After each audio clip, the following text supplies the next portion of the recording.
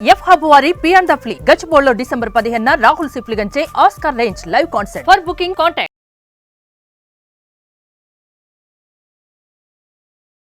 Welcome to Suman TV. నేను మీ Suman TV. నాకు మంచు ఫ్యామిలీలో వినిపిస్తున్నటువంటి పేరు వినయ్. అసలు ఈ వినయ్ ఎవరు? అతని మీదకి సంబంధించినటువంటి వాటిలో కొన్ని కీలక కథనాలు బయటికి రావడం జరుగుతుంది. అయితే ఆ ఫ్యామిలీకి అతనికి ఉన్నటువంటి రిలేషన్షిప్ ఏంటి, అండ్ మనోజ్కి అతనికి జరిగినటువంటి సంభాషణ ఏంటి, ఏం జరిగింది అనేటువంటి కీలక అంశాలని ఈరోజు మనతో పాటు చర్చించడానికి హైకోర్టు అడ్వకేట్ రవీంద్రనాథ్ గారు ఉన్నారు. అది వారి మాటలు తెలుసుకుందాం. Hello sir. హాయ్ అండి నాగరాజ్ గారు. సార్, వినయ్ అనేటువంటి పర్సన్ పేరు తెర మీదకి రావటం జరిగింది. దాని గురించి ప్రస్తావన కూడా చేస్తూ ఉన్నారు. ఎవరు ఈ వినయ్? మంచు మనోజ్ గారు పహాడీ షరీఫ్ పోలీస్ స్టేషన్లో కంప్లైంట్ చేయడం జరిగింది. నేను మా ఇంటికి వెళ్ళేటప్పుడు అక్కడ మా నాన్నగారికి అత్యంత సన్నిహితంగా ఉన్నటువంటి ఇద్దరు వ్యక్తులు, ముఖ్యంగా వినయ్ అండ్ కిరణ్ అనే ఇద్దరు వ్యక్తులు మమ్మల్ని అడ్డగించారు. మమ్మల్ని కాస్త దుర్భాషలాడుతూ మమ్మల్ని నెట్టివేసేశారు. ఇంట్లోకి రాకుండా మమ్మల్ని కంప్లీట్గా బయటికి పొమ్మని చెప్తూ వాళ్ళు బౌన్సర్స్ అందరూ కూడా మమ్మల్ని బయటకు నెట్టివేశారని చెప్తూ ఆయన వాళ్ళిద్దరి మీద రిటర్న్ కంప్లైంట్ ఇవ్వడం కూడా జరిగింది. అయితే ఈ వినయ్ అనే వ్యక్తి ఎవరు? ఇతను కూడా బౌన్సర్ అని చాలామంది డిస్కషన్ చేయడం జరిగింది. అయితే మనం తెలుసుకునే ఇన్ఫర్మేషన్ ప్రకారం ఇతని పేరు యాక్చువల్గా వినయ్ కాదు, ఇతను వినయ్ మహేశ్వరి అని ఇతని పేరు. ఇతను ప్రధానంగా ఏదైతే శ్రీ విద్యానికేతన్ స్కూల్స్ తిరుపతిలో ఉన్నాయో ఆ శ్రీ విద్యానికేతన్ స్కూల్స్కి సంబంధించి మొత్తం 9 మంది ట్రస్టీ డైరెక్టర్స్ ఉన్నారు. ఆ ట్రస్టీల్లో ఈ వినయ్ మహేశ్వరి అనే పేరు కూడా అక్కడ మనకు కనిపిస్తుంది. అతనే ఈ వినయ్ మహేశ్వరి.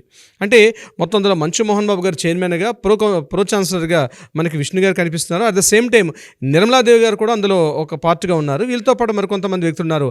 అందులో వినయ్ మహేశ్వరి పేరు చిట్ట చివరి ట్రస్టీలో ఆ 9 మంది పేరులో చిట్ట చివరికి ఉన్నటువంటి పేరు ఈ వినయ్ మహేశ్వరి. అయితే ఈ వినయ్ మహేశ్వరి గారు ఎవరు అని కాస్త మన వివరంలోకి వెళ్ళేటప్పుడు మనకు తెలిసింది ఏంటంటే 2019 నుంచి 2022 వరకు Sakshi group of media group of ఆర్గనైజేషన్స్కి ఈయన సీఈఓగా పనిచేశారు. ఎగ్జిక్యూటివ్ డైరెక్టర్గా కూడా ఈ వినయ్ మహేశ్వరి గారు పనిచేయడం. అదేవిధంగా హిందీ డైలీ పేపర్ ఏంటి దైనిక్, ఆ పేపర్ కూడా ఇతను పనిచేయడం జరిగింది. దైనిక్ అన్నటువంటి మ్యాగజైన్ డైలీ పేపర్కి.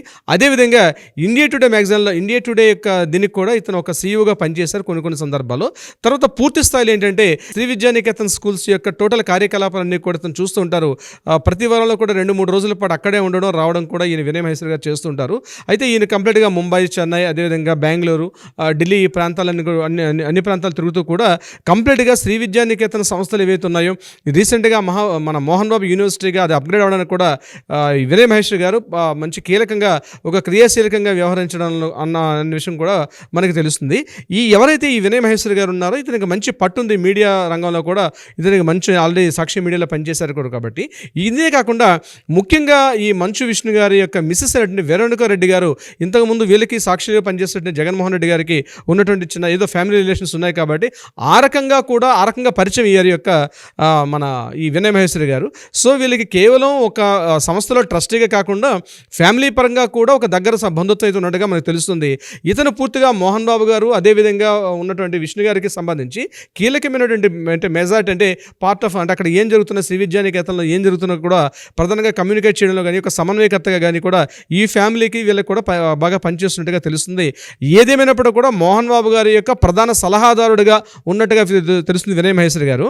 అయితే మంచు మనోజ్ గారు మొన్న రాత్రి ఇంట్లో ప్రవేశించినప్పుడు వినయ్ గారు పూర్తిగా అడ్డగించారు.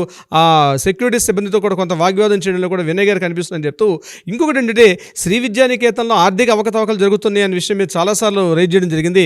2023లో శ్రీ విద్యానికేతన్లో ముఖ్యంగా ఫీజులకు సంబంధించి కొన్ని ఆర్థిక అవకతవకలు జరిగాయి.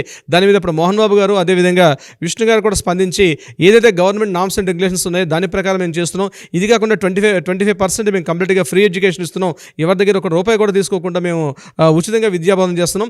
టాలెంటెడ్ వాళ్ళకు కూడా మేము స్కాలర్షిప్స్ ఇట్లాంటివన్నీ చేస్తున్నాం తప్పించి మేము ఇటువంటి సిస్టమ్ ఏం చేయట్లేదు. గవర్నమెంట్ ఇచ్చినటువంటి ఏవైతే రాయల్టీస్ ఉన్నాయో అవి మాత్రం మేము తీసుకుంటున్నాం అని చెప్పినప్పుడు కొంతమంది విద్యార్థులు మాత్రం మంచు మనోజ్ గారిని కలిసి కాలేజీలో కొన్ని ఆర్థిక అవకతవకలు ఉన్నాయనే విషయం మీద కూడా కొంత డిస్కషన్ చేశారు. అయితే కొంతమంది విద్యార్థుల యొక్క తల్లిదండ్రులు వినయ్ మహేశ్వరి గారిని కలవడానికి ప్రయత్నించినప్పుడు ఈయన మాత్రం అందుబాటులో లేకుండా కాలేజీ చాలా దూరంగా ఉన్న సందర్భంలో కూడా మంచు మనోజ్ గారితో వాళ్ళందరూ కూడా కలిసి మాకు ఇబ్బందులు ఉన్నాయి కాబట్టి మీ దృష్టి తీసుకొస్తామని చెప్పినప్పుడు దీని మీద మంచు మనోజ్ గారు ప్రెస్ మీట్ పెట్టి అక్కడ ఆర్థిక అవకతవకలు ఉన్నాయి కాబట్టి ప్రభుత్వాన్ని ఇమీడియట్గా దాని మీద చర్యలు తీసుకోని చెప్పి మాట్లాడిన తర్వాత అప్పటి నుంచి ఈ యొక్క డిస్కషన్ ప్రధానంగా పెరిగినట్టుగా మనకు ఒక ఇన్ఫర్మేషన్ తెలిసింది. ఎందుకంటే శ్రీ విద్యానికేతన్ స్కూల్కి సంబంధించి ఆ కాలేజ్ సంబంధించి అదేవిధంగా మోహన్ బాబు యూనివర్సిటీ సంబంధించి వీళ్ళ యొక్క మంచు మనోజ్ గారికి ఎటువంటి ఇన్ఫర్మేషన్ కూడా లేదనమాట. యాక్చువల్గా ఈయన ఎటువంటి డైరెక్ట్ ఇన్వాల్వ్మెంట్ లేనప్పుడు ఇది నీకు సంబంధించిన విషయం ఇందులో ఇన్వాల్వ్ కాకూడదని చెప్పి మోహన్ బాబు గారు అనేక సందర్భాల్లో కూడా ఎన్ని గద్దించినట్టుగా కూడా తెలుస్తుంది. అయినప్పటికీ కూడా ఏదో జరుగుతుంది, నన్ను కూడా ఆ యొక్క ప్రాపర్టీ సంబంధించి ఏదైతే శ్రీ విద్యానికేతన్ తన కూడా ఇన్వాల్వ్ చేయమన్నప్పుడు ఇక్కడ మాట్లాడిన విషయం ఏంటంటే ముఖ్యంగా మీ మదర్ అయినటువంటి నిర్మలాదేవి గారు ఇందులో పార్టీగా ఉన్నారు కాబట్టి కుటుంబ సభ్యులు అందరూ ఉండడం కరెక్ట్ కాదనే విషయంతో మోహన్ బాబు గారు చెప్పినట్టుగా కొన్ని ఊహాగానాలు తెలుస్తుంది. అది ఎంతవరకు నిజం తెలియదు, బట్ ఒక డిస్కషన్ జరిగిందని తెలుసు. అయితే ఇప్పుడు రీసెంట్గా జరిగిన ఏదైతే 2 days బ్యాక్ జరిగిన డిస్కషన్ ఏదైతే ఉందో ఇది పూర్తిగా అక్కడ పని వాళ్ళకి సంబంధించిన డిస్కషన్ స్టార్ట్ అయ్యి ఆ పని వాళ్ళతో అంటే ముఖ్యంగా ఒక 4 months బ్యాక్, ఒక 1 year బ్యాక్ మంచు మనోజ్ గారు తన భార్య సమేతంగా కలిసి ఆ ఇంట్లోకి వెళ్ళడం, అక్కడ పని వాళ్ళతోటి ముఖ్యంగా మంచు మనోజ్ గారు తనకి మిస్సెస్ ఏంటి బొమ్మ మౌనిక సంబంధించినటువంటి ఆవిడ ప్రెగ్నెంట్గా ఉండేటప్పుడు ఆవిడ యొక్క కంపెనీ వర్క్స్ చూడడం కోసం చెప్పి మరికొంతమంది వర్క్స్ని జాయిన్ చేసుకున్నారు. ఆ వచ్చినటువంటి వర్కర్స్కి అక్కడ పనిచేసిన మోహన్ బాబు గారితో పనిచేస్తున్న వర్కర్స్కి మధ్య కొంత డిస్కషన్ జరిగింది. ఈ డిస్కషన్ కాస్త చిలికి గాలి ఉన్నాయి. ఇమీడియట్గా మంచు మనోజ్ గారు తన యాక్టివిటీస్ పక్కన పెట్టి పూర్తిగా డ్రింక్కి అడిక్ట్ అయిపోయారని చెప్పి ఆయన మాటలో కూడా మనకు తెలిసింది.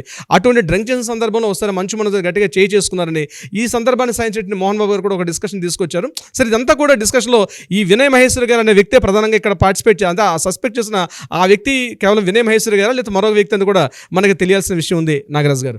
బట్ ఏదేమన్నా సరే సార్, ఆ పేరు తెర మీదకి వచ్చింది అని అంటే వాటికి సంబంధించినటువంటి వాటిల్లో ఊహాగానాలే, కథనాలు ఎక్కువగా వినిపించేటువంటి సందర్భం వచ్చిందని అనుకోవాలి మనం. ఎందుకు అని అంటే ఇవాళ ఇల్లు రోడ్డు మీదకి రావటం అనేటువంటి ఇన్సిడెంట్ ఏదైతే ఉందో అది మోహన్ బాబు గారి ఫ్యామిలీ విషయంలో జరగడం మాత్రం దారుణం, బాధాకరం అని చెప్పి చెప్పడంలో మాత్రం సందేహం లేదు. చూద్దాం ఏ విధంగా ఉంటుంది అనేది. ఎనీవేస్ థ్యాంక్ యూ అండి. Thank you so much Ravindranath గారు. Thank you so much Nagaraj గారు.